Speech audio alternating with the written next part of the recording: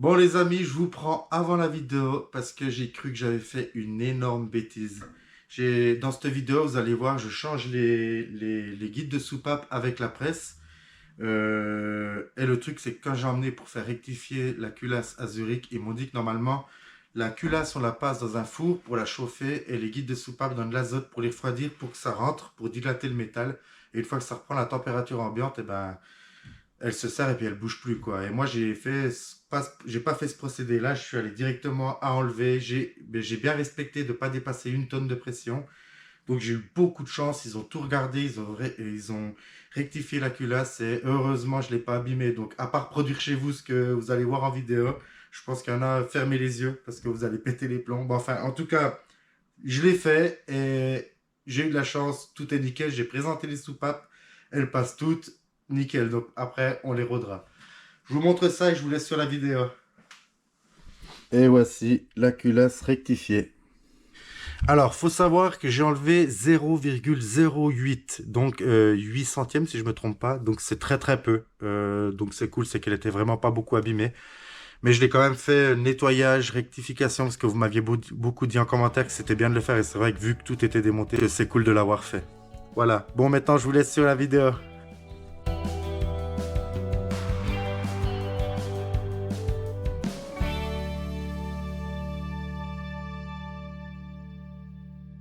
Salut les potes, comment ça va? J'espère que tout le monde va bien. Aujourd'hui, on va s'occuper des guides de soupape parce que elles avaient trop de jeux, comme vous avez vu dans la vidéo précédente. Donc, je me suis acheté une presse hydraulique. J'ai regardé sur la RTA. Faut surtout pas dépasser 1 tonne, sinon on risque d'abîmer la culasse. Donc là, j'en ai déjà fait une. Elle est bien partie. Je suis arrivé à 5 ou 600 kilos et tac, elle a sauté. Donc tout est bon. Donc go. Avant tout ça, j'ai trouvé cette pince pour enlever les joints de queue de soupape. Donc on va déjà s'occuper de ça. Alors, let's go. Celle-ci, je l'ai déjà enlevée. Le guide des soupapes est déjà parti. Donc on va continuer sur celle-ci. Une. Bon, j'ai bien regardé, elles sont complètement mortes. Elles sont dures, il n'y a plus rien qui bouge. Vous voyez, ah, c'est un petit peu quand même. Mais bon, je pense que c'est bien échangé.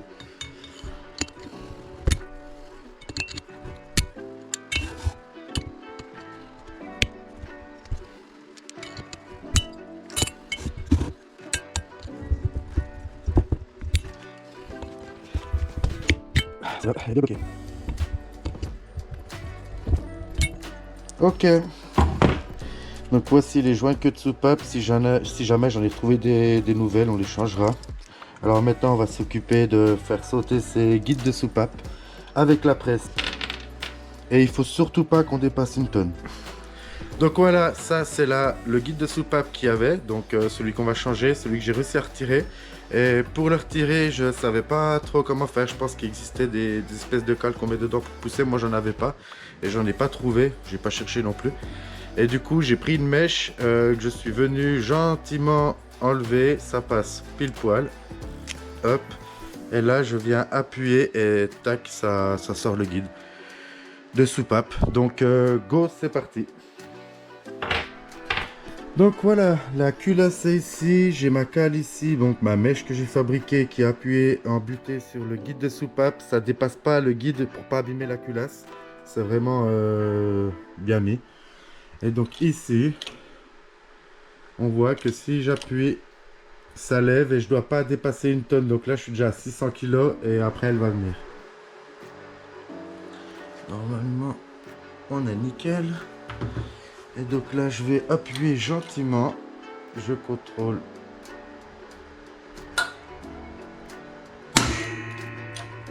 Et voilà.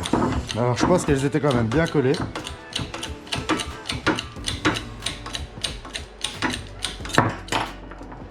Et de deux.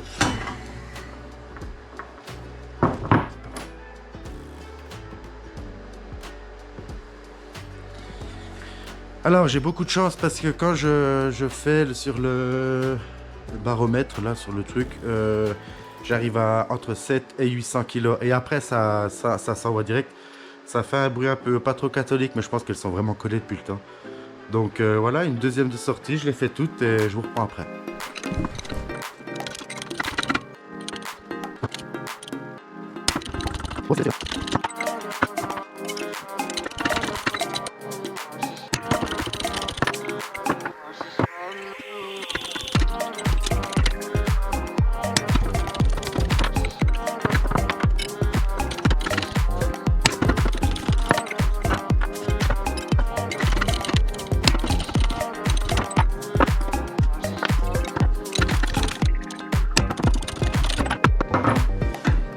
Opération réussie. C'est cool.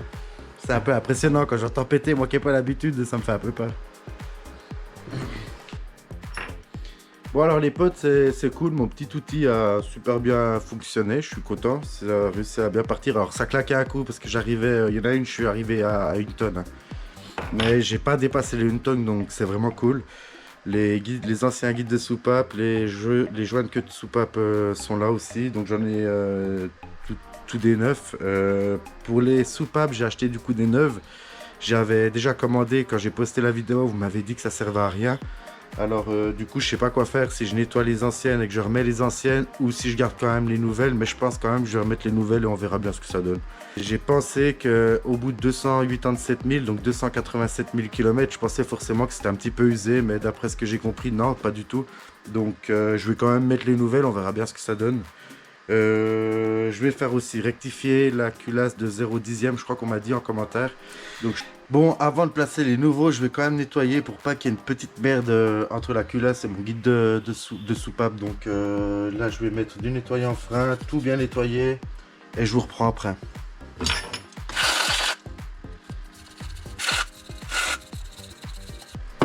Ouais. Bon alors voici les nouveaux guides de soupape. Alors je vais prendre ça avec une douille de 10 et ça rentre pile poil dedans. J'ai regardé, ça devrait pas abîmer, je vais essayer. De toute façon j'en ai commandé 16. Ça coûtait rien, c'était 1,50 franc je crois ou 2 balles. Je me suis dit j'en commande le double et comme ça c'est des fois j'en abîme une ou deux, ben j'ai ce qu'il faut. Donc voilà, go, on va essayer. Bon voilà, alors je vais essayer de vous filmer là le guide, mais tout en faisant attention de ne pas dépasser la tonne. Ça rentre bien, nickel. Là on est à 200 kg.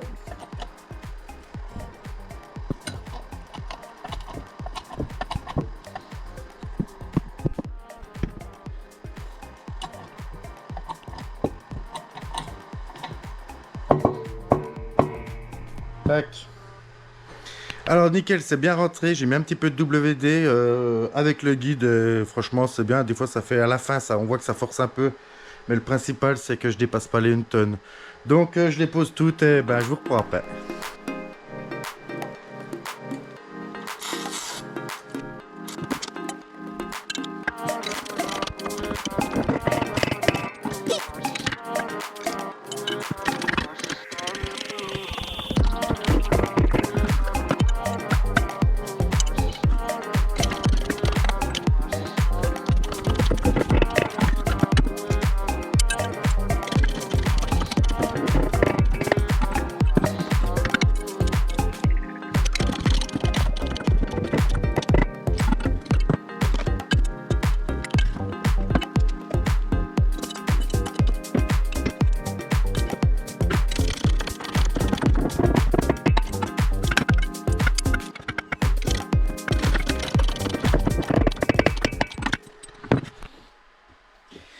Alors voilà les gars, je vous montre.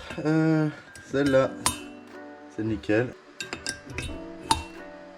Et celle-là, c'est nickel.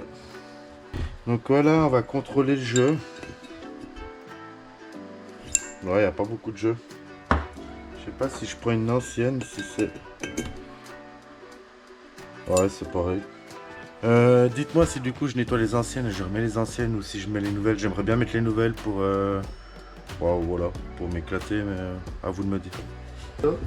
Donc voilà les gars, les guides de soupape sont changés, donc c'est vrai qu'elles ont quand même moins de jeux que les anciennes, bon elles étaient vieilles aussi. Du coup, la prochaine vidéo, on démontera le bas moteur et avant de commander les pièces, je mettrai en ligne la vidéo et ce sera à vous de me dire si je dois changer ou pas. Parce que là j'ai tout recommandé en neuf et je pensais que ça allait forcément être usé avec 287 000 km au compteur et en fait d'après ce que j'ai compris les soupapes c'est pratiquement inusable à moins que la courroie de distribution pète.